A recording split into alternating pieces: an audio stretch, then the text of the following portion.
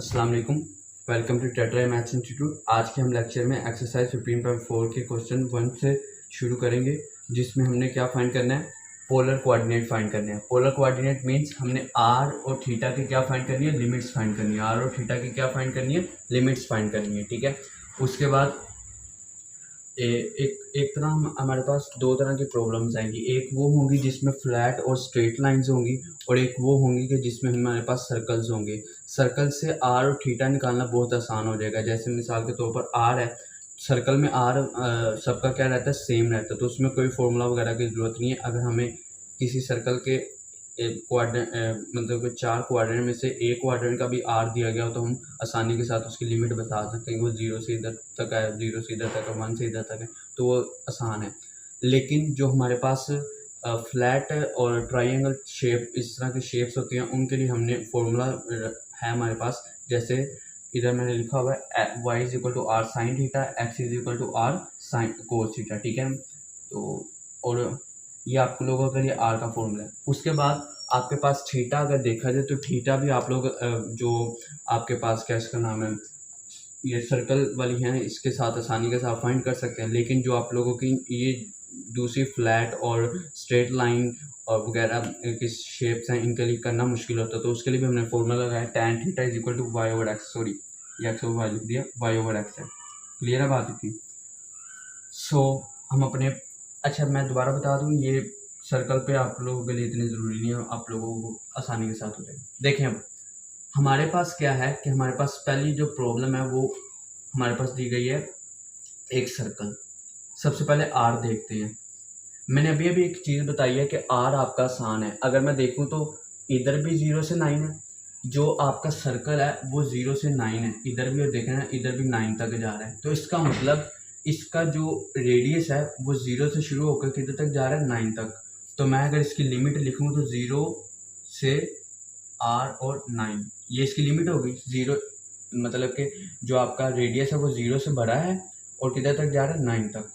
दोबारा देख लें, आपका ये 0 से शुरू होकर किधर तक जा रहा है, 9 तक। तो मतलब कि आपका रेडियस आ गया। रेडियस की क्या लिमिट है, 0 से 9 तक। क्लियर होगी बात। अब हम थीटा फाइंड कर लेते हैं। थीटा आसान है।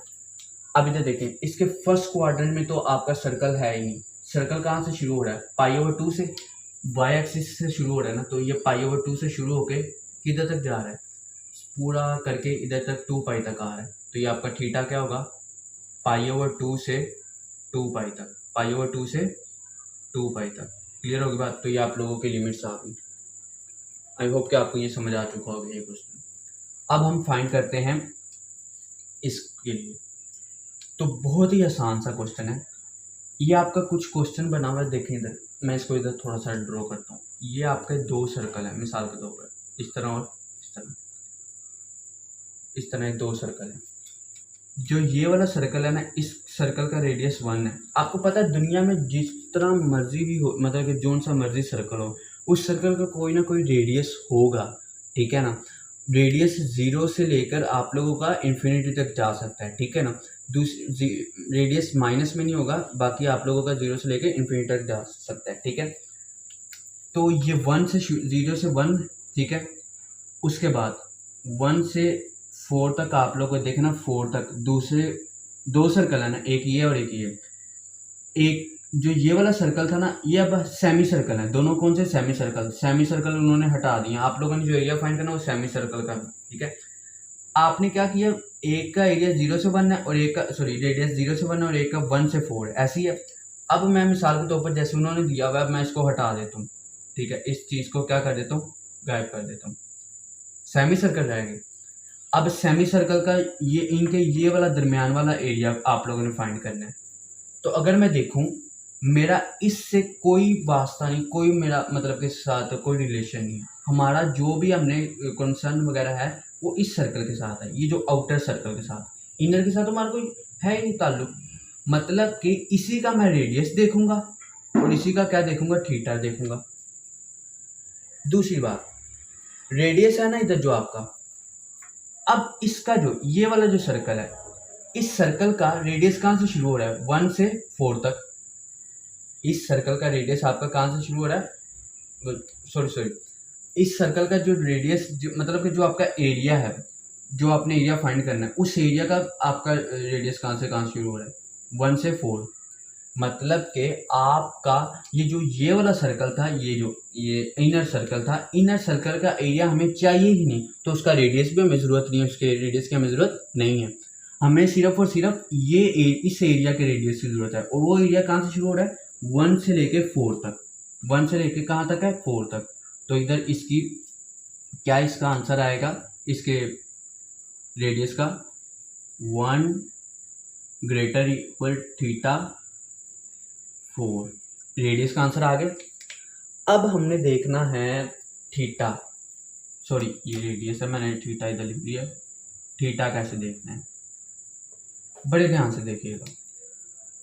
आपके पास ये आता है π/2, ठीक है, और इसको देखा जाए तो -π/2 है, ठीक है ना। तो इसका आ जाएगा -π/2 से π/2। तो इसका आंसर है क्या, -π/2 से π/2। अब इधर दो गलतियाँ जो कि बहुत कॉमन होती हैं बच्चों की। दूसरी बात कि वो बच्चे सोचते हैं कि वो बच्चे रट्टा तो लगा लेते हैं -π/2 से π/2, क्योंकि ये बहुत ज़्यादा आम सा आपके पास सिचुएशन है। लेकिन बच्चों के जहन में दो चीज़ें रहती हैं। एक कि हमारे पास π/2 से थीटा 3π/2 क्यों नहीं आ रहा। 3π/2 मीन्स 270। ये देखे ना, आपको ये वाली जो लाइन है, इस लाइन का मतलब 270 270 भी तो है ना 3π/2। बच्चे सोचते हैं कि हमारे पास ये वाला आंसर क्यों नहीं आ रहा। दूसरा, या तो वो ये सोचते हैं कि 3π/2 से थीटा से π/2 क्यों नहीं आ रहा, क्योंकि देखे ना ये 3π/2 है। अगर ये -π/2 से π/2 हो सकता है, तो ये 3π/2 से π/2 नहीं हो सकता। बच्चे ये सोचते हैं। पहले मैं ऊपर वाले का आंसर देता हूँ। π/2 से 3π/2 का, इसको मैं इस फॉर्म में लिखता हूँ। 90 डिग्री से आपका थीटा होगा 270 डिग्री। मुझे एक चीज़ बताएं, 90 डिग्री से 270 डिग्री में आता है 120 भी आता है, 180 भी आता है, 130 भी आता है, 222 भी आता है, 220 भी आता है। मतलब के सारे के सारे एंगल इस साइड वाले आ रहेंगे। आपके पास 4 क्वाड्रेंट है ना, 0, 90 और ये 180, सारे के सारे। तो जब मैं 90 से 270 लिखूंगा तो सारे के सारे क्वाड्रेंट तो इस मतलब के आपके कैसे वो कहते हैं, आपके इस क्वाड्रेंट इस साइड के आ जाएंगे ये। लेकिन आपका जो फाइंड करना वो तो इस साइड पे नहीं करना, जिसकी वजह से ये हम नहीं लिख सकते π/2 से 3π/2। ये आपका रॉन्ग होगा। अब दूसरे का आंसर सुने। पहली बात, आपका जो ये फॉर्म लिखी हुई है ना, ये वाली जो फॉर्म लिखी है, जैसे आपने लिखा हुआ है ना, ये जो थीटा है वो इससे ग्रेटर होना चाहिए, ठीक है ना, और वो π/2 से छोटा होना चाहिए। आप देखें 90 से तो वो आप कह रहे हैं छोटा होना चाहिए, लेकिन इधर आप कह रहे हैं कि 270 से बड़ा होना चाहिए। तो बहुत ज़्यादा कन्फ्यूजन सी होगी, ठीक है। उधर आप क्या कह, तो ये गलत है। आप इसको इस तरह लिख सकते हैं कि हमेशा छोटे से, इधर आपने छोटा नंबर लिखना है, यानी कि ये आपका एप्लीकेबल है, ये आपका करेक्ट है, ये आपका मैथमेटिकली करेक्ट है, लेकिन इस क्वेश्चन में करेक्ट नहीं है। लेकिन ये मैथमेटिकली क्या है, रॉन्ग है। मैथ की रूल से ये क्या है, रॉन्ग है। आपको इधर हमेशा क्या लिखना है, स्मॉल नंबर लिखना है, और इधर कैपिटल नंबर लिखना है, और सॉरी ग्रेटर नंबर लिखना है। फिर आप देखें कि फिर हमने क्या निकाला, हमने कहा कि हम इधर से शुरू करेंगे, इधर तक जाएंगे। इधर से शुरू करने का मतलब -π/2 से π/2 की तरफ जा रहे हैं, तो इसलिए मैं क्या लिखता हूँ, -π/2 से π/2।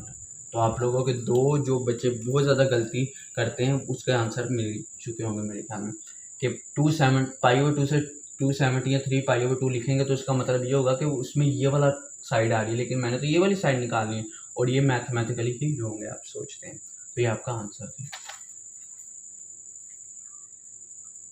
आई होप कि आपको ये दोनों क्वेश्चन क्लियर हो चुके होंगे, और इसमें जो कॉन्सेप्ट की आप गलती करते हैं वो भी आप लोगों की क्लियर हो चुकी होगी।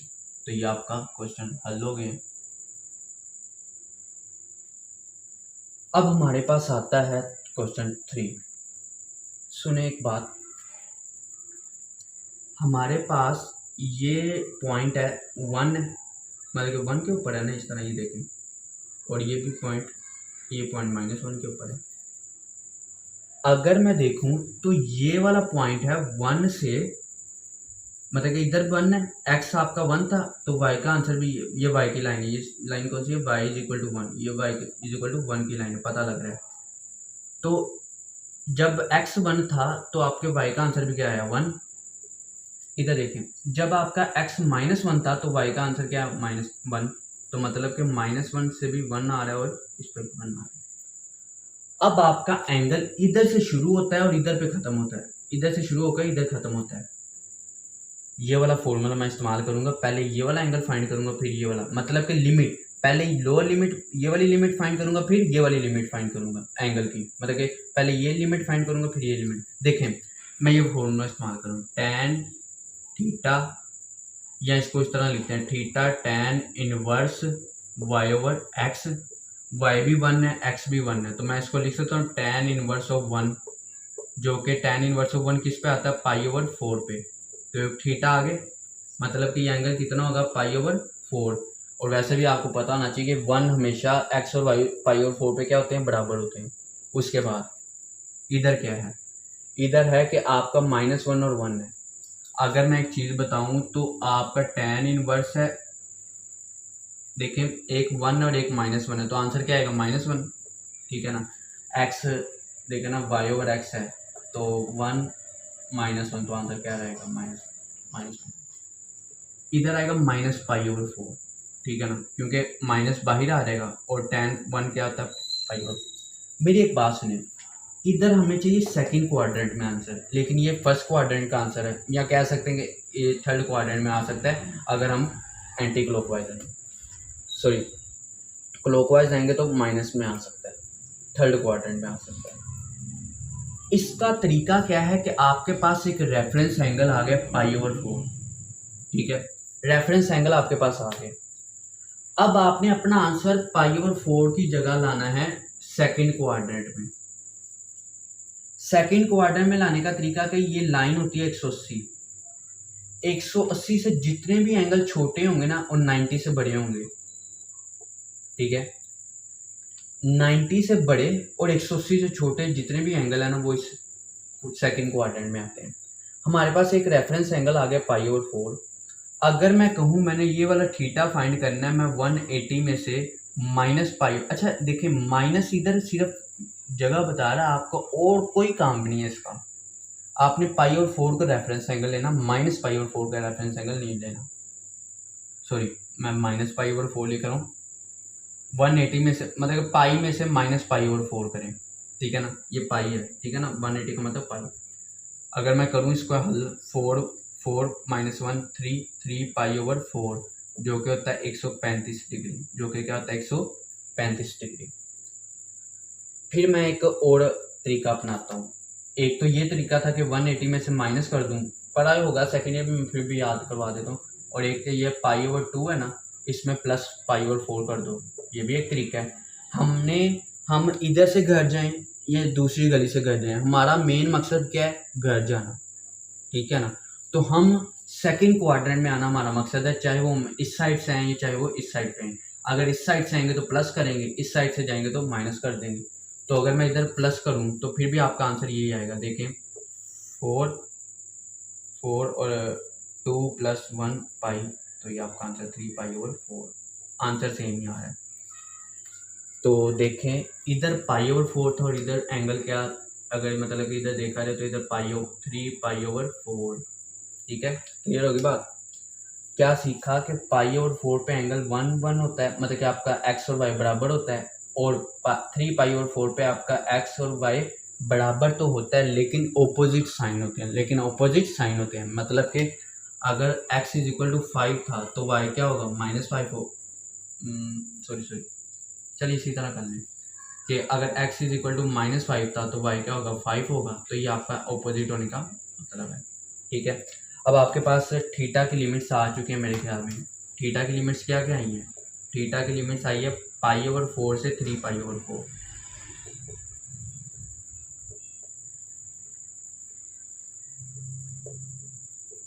ये आपकी थीटा की लिमिट है। अब निकालते हैं आर। आई होप कि आपको ये सारा क्लियर हो चुका है। जो इसको मैं रेस करने लगूँ आप लोग नोट कर लीजिए। ये क्वेश्चन का आंसर लिखा रहेगा, बाकी सब मैं रेस कर दूँगा।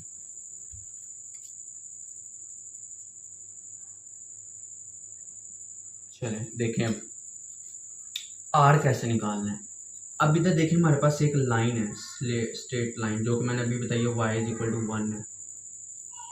मैंने y is equal to r sine theta भी लिखा हुआ है।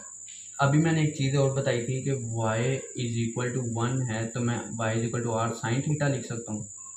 अब इधर 1 है तो इधर मतलब कि ये दोनों इक्वल है तो ये भी दोनों क्या होंगे, इक्वल। तो मैं y is equal to r sine theta लिख देता हूँ। लिख दिया। अब इधर से मैं r फाइंड करूँगा 1 ओवर साइन थीटा, ठीक है। या इसको मैं लिख सकता हूँ और लिख सकता हूँ कोसेकेंट थीटा। ऐसे ही दो जो है आर, मैं 1 over sine theta cosecant theta.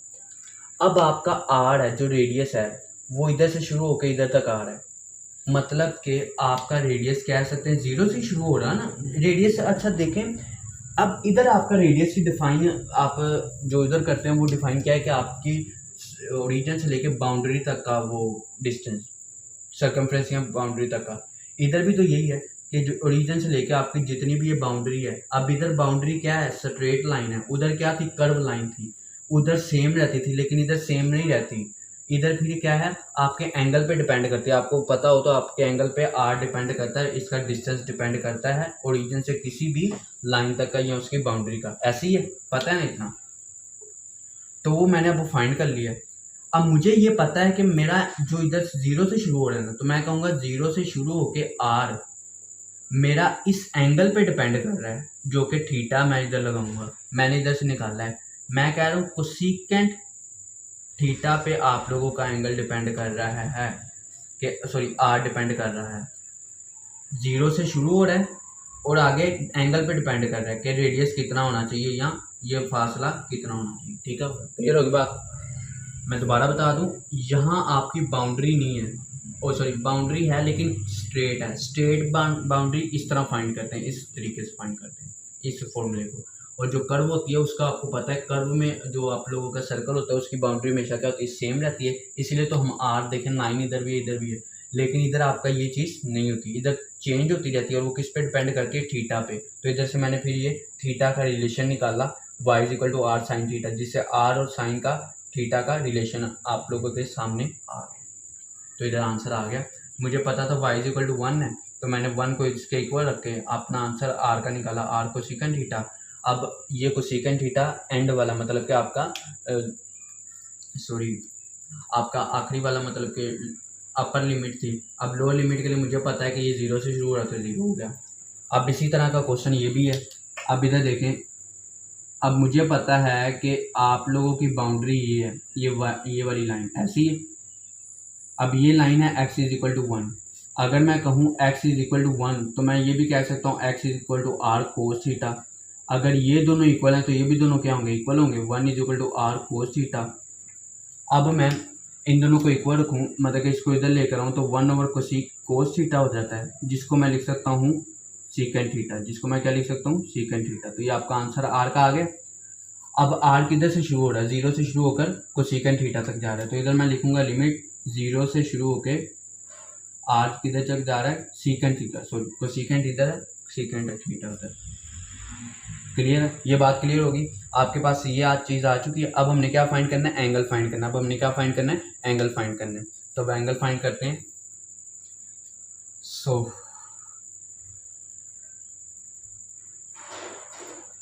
अब एंगल की फाइंड करने की बारी आ गई।